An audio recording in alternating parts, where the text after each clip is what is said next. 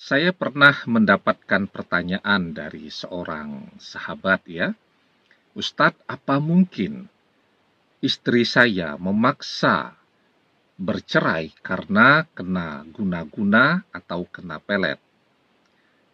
Karena katanya mertuanya itu amat sangat tidak suka kepada dia.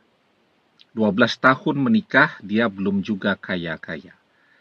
Rumah masih mengontrak, kemana-mana, kepanasan, kehujanan, naik sepeda motor, jadi belum bisa membahagiakan mertuanya.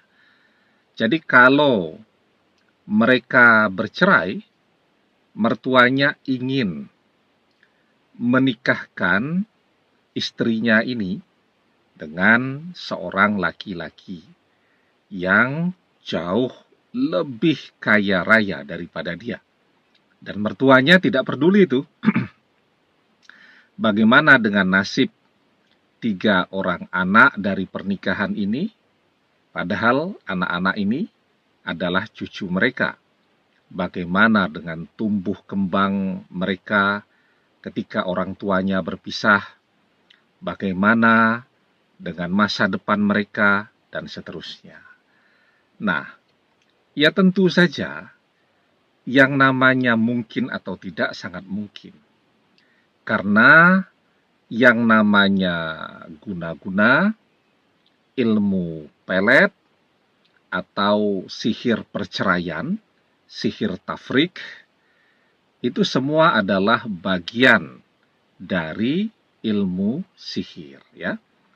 Dan ilmu sihir itu memang ada, seperti yang dijelaskan di dalam surat Al-Baqarah ayat ke-102.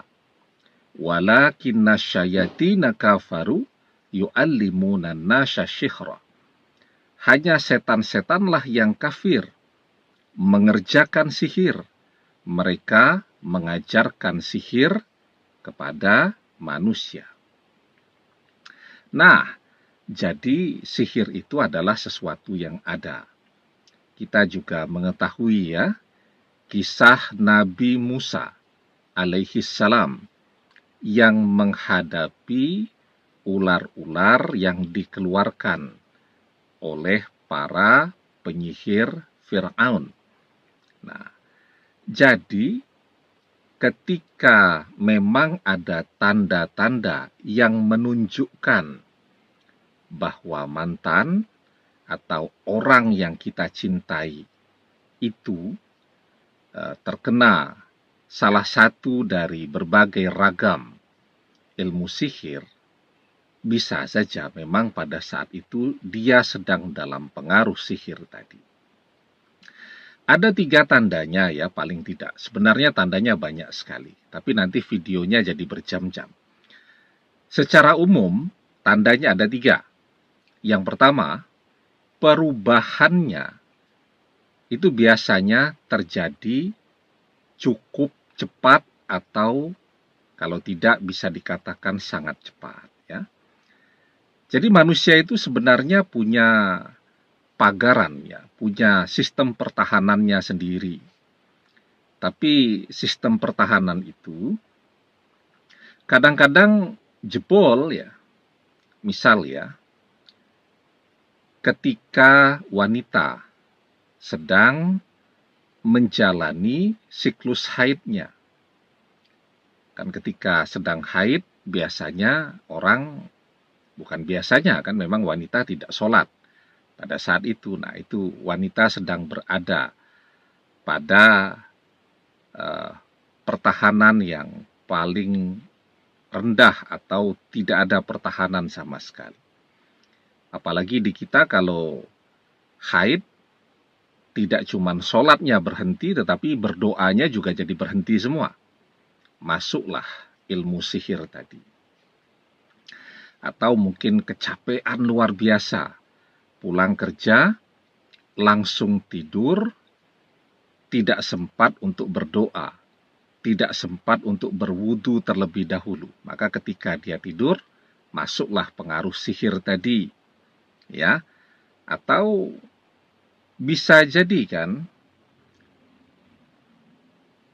ilmu sihir tadi atau energinya itu ditiupkan pada minuman, pada makanan, dan ketika orang makan dan minum, lupa untuk berdoa, dimakanlah makanan dan minuman yang sudah ditiupkan sihir tadi, masuklah sihir itu ke dalam tubuh.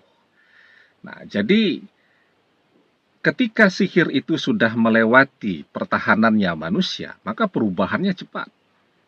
Pagi istri masih romantis, masih mesra. Tahu-tahu tidak ada hujan, tidak ada angin. Suami pulang kerja, sore hari, tiba-tiba istrinya bilang, "Aa, adek mau ngomong." Wah, itu suami itu kalau sudah istrinya ngomong, "Aa, adek mau ngomong," itu pasti sudah deg-degan tuh. Apalagi kalau masih di kantor ya, tiba-tiba dapat chatting WhatsApp, "Aa, adek mau ngomong." Wah, sudah tuh, sudah mikirnya sudah macem-macem, jadi tidak fokus semuanya. Nah, jadi pagi kelihatan masih baik sekali, masih romantis dan seterusnya.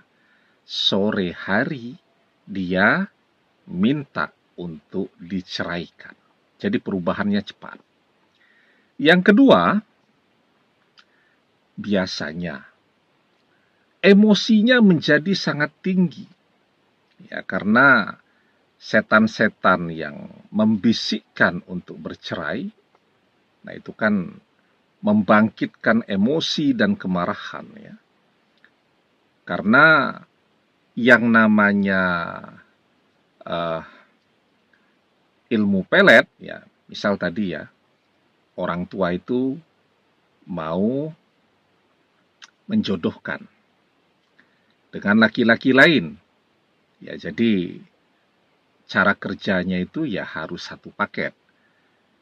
Jadi wanita ini dipelet agar mencintai laki-laki lain, sekaligus juga dengan sihir tafrik, ya, agar si wanita ini setiap melihat suaminya jadi marah-marah terus, emosinya jadi tinggi, sementara kalau dia melihat laki-laki lain, dia jatuh cinta, dia berbunga-bunga, ya, dia berdebar-debar, dia kangen terus, tapi ketika melihat suaminya bawaannya emosi terus, ya.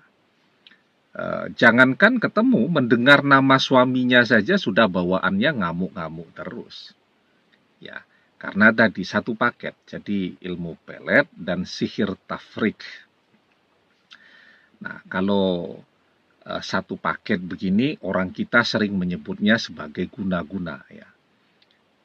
Jadi sihir tafrik, ya, sihir perceraian, itu juga sudah ada sejak zaman diturunkannya Harut dan Marut dulu. Jadi sudah lama sekali itu.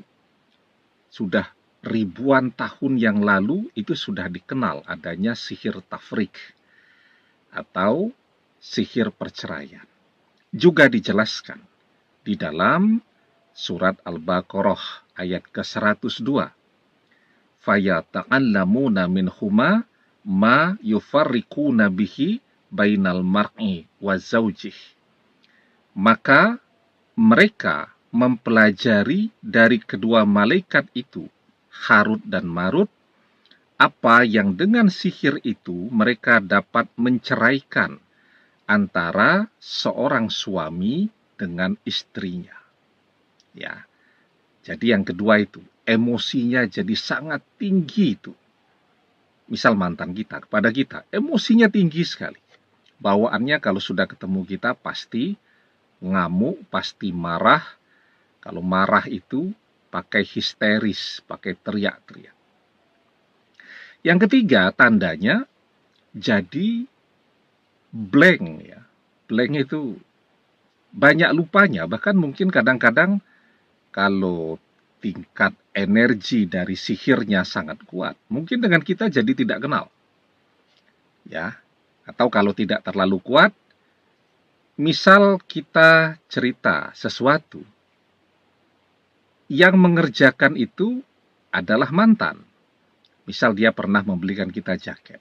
Ya, dan ini belum lama misal dibelikan. Baru seminggu yang lalu, dan dia bisa lupa kalau dia yang membelikan jaket tadi. Jadi sering blank. Dan dari pandangan matanya itu kelihatan ya, seperti pandangan orang yang pikirannya kosong ya. Pandangannya itu kosong begitu. Nah, kalau diajak ngobrol tidak pernah nyambung. Karena yang namanya sihir tafrik, itu pikiran manusia itu dibawa kemana-mana. Sehingga fisiknya hadir, tapi pikirannya entah berada di mana pada saat ini. Nah, jadi kalau ada 3 tanda ini, ya, mungkin ya pada saat ini mantan itu terkena sihir tafrik, guna-guna, atau pelet dari orang ketiga. Orang ketiga itu bisa orang yang memang, kalau mantan ini wanita ya, kita laki-laki, pengen merebut mantan ini untuk dijadikan pasangannya, bisa. Atau orang ketiga itu bisa juga, misal tadi orang tua mantan yang tidak suka dengan kita dan ingin memisahkan mantan dari kita. Ya. Nah, sekarang bagaimana solusinya jika kita melihat ada tanda-tanda ini pada diri mantan ya? Ya, diruqyah. Nah, bagaimana cara meruqyahnya? Ada 3 cara. Meruqyah secara sendiri-sendiri, atau kita bisa mandiri tanpa dibantu orang untuk melakukan ruqyah. Tergantung apakah kita masih bisa ketemu dengan mantan atau sudah sama sekali tidak bisa untuk ketemu dengan mantan.